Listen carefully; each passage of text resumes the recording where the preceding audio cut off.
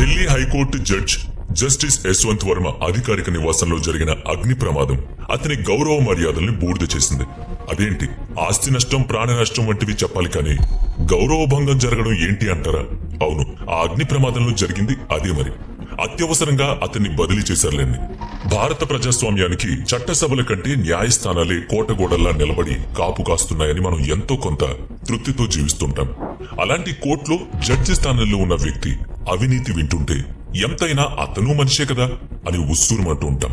చట్టసభల్లో ఆమోదం పొందే బిల్లులు ప్రజల సంక్షేమానికి అడ్డు తగులుతున్నాయనుకుంటే వాటిని మరలా సమీక్షించమని సర్వోన్నత న్యాయస్థానం అంటే సుప్రీంకోర్టు కలగజేసుకుని సూచనలు చేస్తూ ఉండడం మనం చూస్తూనే ఉంటాం.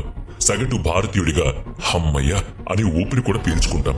అయితే జస్టిస్ యశ్వంత్ వర్మ ఉదంతం దేశ ప్రజల్లో అసంతృప్తిని అపనమ్మకాన్ని పెంచేలా చేస్తుందేమోననే ఆందోళన కలిగిస్తోంది. ఢిల్లీ హైకోర్టు నుంచి అతన్ని అలహాబాద్ హైకోర్టుకు బదిలీ చేయడం కూడా సరైన పని కాదని ప్రజలు విమర్శిస్తున్నారు. సుప్రీంకోర్టు ప్రధాన న్యాయమూర్తి జస్టిస్ సంజీవ్ ఖన్నా పైనే భారత ప్రజానీకం దృష్టి సారించింది.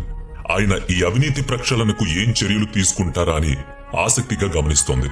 విషయం కేవలం జస్టిస్ యశ్వంత్ వర్మకు మాత్రమే పరిమితం కాదని భారత జ్యుడిషియరీ మొత్తాన్ని ఆమూలాగ్రం శోధించాలని ప్రజలు కోరుకుంటున్నారు. 2025 మార్చి 14 నాడు దేశంలో హోలీ వేడుకలు జరుపుకుంటుండగా జస్టిస్ యశ్వంత్ వర్మ ఇంట్లో చిన్నపాటి అగ్ని ప్రమాదం జరిగింది. అగ్ని ప్రమాద కేంద్రం నుంచి ఫైర్ ఫైటర్స్ కూడా వచ్చాయి. దాన్ని ఆర్పేశారు. స్థానిక పోలీసులు వచ్చి పంచనామా చేశారు. దాన్ని వీడియో తీశారు. ఆ వీడియోలో డబ్బుల కట్టెలు అగ్నికి ఆహుతవుతూ కనిపించాయి. ఆ video supreme court chief justice Sanjiv Khanna చెంతకు చేరింది. ఆయన జస్టిస్ వర్మను వారంలోగా వివరణ ఇవ్వమని కోరారు. అయితే అటువంటి వివరణ ఏది జస్టిస్ వర్మ నుంచి సుప్రీంకోర్టుకు అందలేదు. ఫలితంగా జస్టిస్ సంజీవ్ ఖన్నా అధ్యక్షతన సమావేశమైన కొలీజియం ప్రత్యేక సమావేశంలో జస్టిస్ వర్మను ఆయన మాతృస్థానమైన అలహాబాద్ హైకోర్టుకు బదిలీ చేయాలని నిర్ణయం తీసుకున్నారు. దాంతో పాటుగా అంతర్గత విచారణ చేపట్టమనే నిర్ణయం కూడా జరిగింది. అయితే సుప్రీంకోర్టు జడ్జిను బదిలీ చేసే అధికారం మాత్రం సుప్రీంకోర్టుకు లేదు. అది రాష్ట్రపతి అధికార పరిధిలోకి వెళుతుంది. అంతర్గత విచారణ అంశం సుప్రీంకోర్టు పరిధిలోనిదే కాబట్టి జస్టిస్ వర్మ విచారించిన ప్రధానమైన పలు కేసుల్ని, అందులోనూ ఆదాయ పన్ను విచారణ కేసుల్ని ప్రత్యేకంగా తిరగతోడాలని కొన్ని మీడియా వర్గాలు గట్టిగా పట్టుబట్టాయి. దాంతో పాటుగా ఆయన నేతృత్వంలో జరిగిన జ్యుడిషియరీ ఇంటర్వ్యూలను కూడా పునఃసమీక్షించాలని కోరుతున్నారు. మొత్తం వ్యవహారం నిష్పక్షపాతంగా జరగాలని కోరుకోవడం సహజమే కదా. నిష్పక్షపాత విచారణ జరగదని అనిపిస్తోందా అని అంటారు కావచ్చు. మనం అనుకోవడం కాదు. సగటు మనిషిగా ఆలోచించండి. ఇంట్లో ఎవరైనా తప్పు చేస్తే పెద్దలు మందలిస్తారు, కొడతారు, దండిస్తారు. అంటే చేసిన తప్పు తాలూకు తీవ్రతను బట్టి శిక్ష ఉంటుంది. అది ఇంటి పరువును మంటగలిపేదైతే మాత్రం తగిన విచారణ చేసి తప్పు ఎవరిదైతే వారికి గట్టి హెచ్చరిక చేస్తారు. చాలా గొడవలు జరుగుతాయి. అయితే బయటి జనాభా తమ గురించి నవ్వులాటగా మాట్లాడుకుంటారు కనుక గుంభనంగా వ్యవహరించడానికి ప్రయత్నిస్తారు. ఇలాంటివి ఎన్నో ప్రతి ఇంట్లోనూ జరిగేవి. కానీ ప్రజలకు సంబంధించిన ఒక హైకోర్టులో బాధ్యతాయుతమైన పవిత్రమైన జడ్జి స్థానంలోని వ్యక్తి కోట్లాది రూపాయలను తన ఇంట్లో దాచిపెట్టుకుని ఉండడం సొంత ఇంటి వ్యవహారం కాదు. కనుకనే ఇన్ హౌస్ ఎంక్వైరీకి జస్టిస్ సంజీవ్ ఖన్నా నిర్ణయం తీసుకున్నారు. అయితే సదరు విషయం ప్రజల్లో కోర్టు పట్ల అపనమ్మకాన్ని కలిగించే సంగతి అవుతుంది కనుక ఇది అవినీతి వ్యవహారమని తెలిస్తే కోర్టు పరువు ప్రతిష్టలు మంట కలుస్తాయి. కనుక సదరు అంతర్గత విచారణ జరగడం జరుగుతుంది. కానీ అసలు సిసలు వివరాలు వెల్లడిస్తారా లేదా అనేది ప్రజలు అనుమానపడుతున్నారు. ఈ అనుమానానికి ఏమైనా ప్రమాణం ఉందా అంటారా? ఉంది. అలహాబాద్ హైకోర్టు బార్ అసోసియేషన్ అధికారికంగా ఒక ఉత్తరం రాసి భారత ప్రధాన న్యాయమూర్తికి అలహాబాద్ హైకోర్టు జడ్జిల అసోసియేషన్ కు పంపించింది. అక్రమ నగదు అవినీతి ఆరోపణల మీద పడిన జస్టిస్ యశ్వంత్ వర్మను అలహాబాద్ హైకోర్టుకు బదిలీ చేయకండి, మా కోర్టు చెత్తబుట్ట కాదు అంటూ ఆ ఉత్తరంలో తమ అనిష్టతను వెళ్లగక్కారు. అంత కటువైన పదాలు వాడుతూ ఒక కోర్టు బార్ అసోసియేషన్ సుప్రీంకోర్టుకు ఉత్తరం రాసిందంటే ఆలోచించాల్సిన విషయమే అని మీరు అంటారు.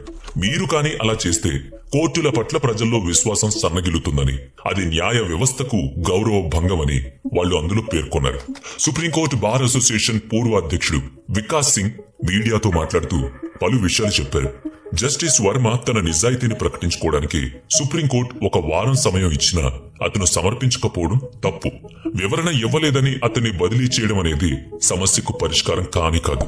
అంతర్గత విచారణ జరిగిన తర్వాత తిరిగి వివరణ ఇవ్వమని అడిగి అప్పటికీ అతను సరిగ్గా స్పందించకపోతే మాత్రం ఉద్యోగ విరమణ చేయమని కోరాలి. అతను రిజిగ్నేషన్ ఇచ్చేదాకా అతని బెంచ్ కు ఎలాంటి కేసులు అప్పగించకూడదు. సుప్రీంకోర్టు చీఫ్ ఈ విషయం గురించి ఆలోచించాలని ఆయన కోరారు.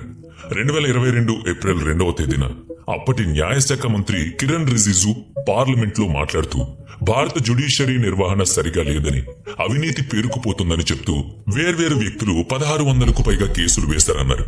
వాటి విషయంలో తీసుకున్న చర్యల గురించి సమాచారం ఇప్పటి దక్కలేదు. ప్రమాదవశాత్తు జరిగిన ఓ అగ్ని ప్రమాదం ఢిల్లీ హైకోర్టు జడ్జి ఇంట్లో సుమారుగా 15 కోట్ల వరకు అవినీతి సొమ్ము ఉందని తెలియజేసింది. నిజానికి ఆ సొమ్ము ఇంత అని అధికారిక నివేదికలు ఏవీ ఈ రోజు వరకు వెల్లడి కాలేదు. ఉజ్జాయింపుగా 15 కోట్లుండొచ్చని మీడియా చెప్తోంది. అటువంటి అవినీతి ఆరోపణలు ఎదుర్కొంటున్న జడ్జిను బదిలీ చేయడం మాత్రం ఎందుకు చేయాలి? నిజ నిర్ధారణ జరిగేదాకా సస్పెండ్ చేయొచ్చుగా. ఆ తర్వాత ఆయన సచ్చీలుడని నిరూపణ అయితే మంచిది కదా. కోర్టుల పట్ల ప్రజల్లో గౌరవం మరింతగా బలపడుతుంది కదా అనిపిస్తోంది. ఇప్పుడు మనం కూడా నిష్పక్షపాతంగా మాట్లాడుకుందాం. Delhi high court judge justice Yashwant Varma నివాసంలో ఉన్న కోట్లాది రూపాయలకు లెక్కాపత్రం ఖచ్చితంగా ఉండాలి. దేశంలోని వేర్వేరు కోర్టుల్లో, అది సుప్రీంకోర్టు అయినా సరే, మొత్తం జ్యుడిషియరీ మీదున్న పలు ఆరోపణలు ముందుగా శుభ్రం చేసుకోవాలి.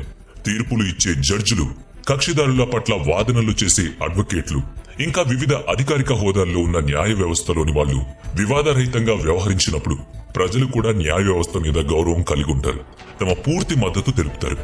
అదే సమయంలో దొరికిందే సందన్నట్టుగా భారత న్యాయ వ్యవస్థ మీద దుమ్మెత్తిపోయడానికి సిద్ధంగా ఉండేవారు కూడా ఉంటారు.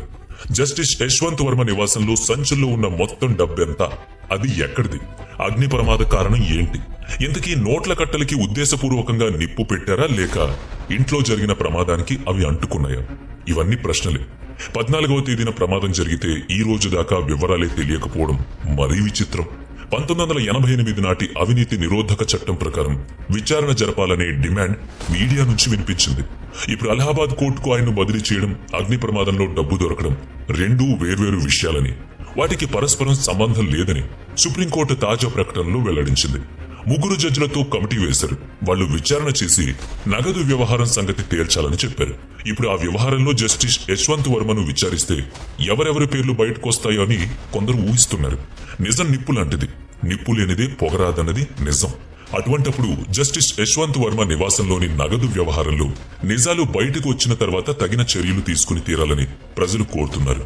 స్వతహాగా నిజాయితీగా పనిచేసే వారికి అడ్డు తగిలినా కానీ స్వతంత్రంగా వ్యవహరించే న్యాయమూర్తులున్నారు. అయితే హైకోర్టు, సుప్రీంకోర్టు జడ్జిలకు చట్టపరంగా సహజంగా లభించే రక్షణ చట్రం కింద మినహాయింపులు ఉండకూడదనేది మనందరి వాదన. ఆరోపణలు వస్తాయని ముందుగానో లేక వచ్చిన తర్వాత జడ్జిలు సెలవు పెట్టి వెళ్లిపోవడం, రాజీనామా చేయడం వంటివి వాళ్లు తప్పించుకునే మార్గాలు కాకూడదు, పరిష్కారాలు అసలే కాకూడదు. ఈ విషయంలో సుప్రీంకోర్టుకు పూర్తి స్వేచ్ఛ, అధికారం ఉండాలి. దాని చేతులే కట్టిపడేసే పరిస్థితులు తలెత్తకూడదు. మనం న్యాయదేవత స్వరూపాన్ని మార్చుకున్నాం కదా, మరి ఆ స్ఫూర్తిని వ్యవహారంలోనూ కొనసాగించాలన్నది ఉపేక్షించకూడదు. అలాగే మొత్తం వ్యవహారం పూర్తి పారదర్శకంగా ఉండి తీరాలి.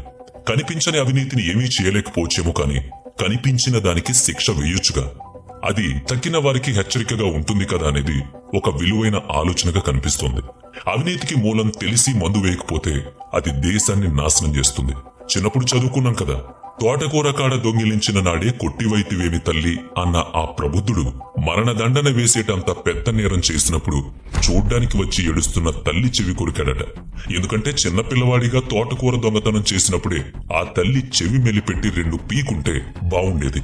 చిన్న దొంగతనమే అనుకుందప్పుడు. ఇప్పుడు ఏకు మేకై కూర్చుంది.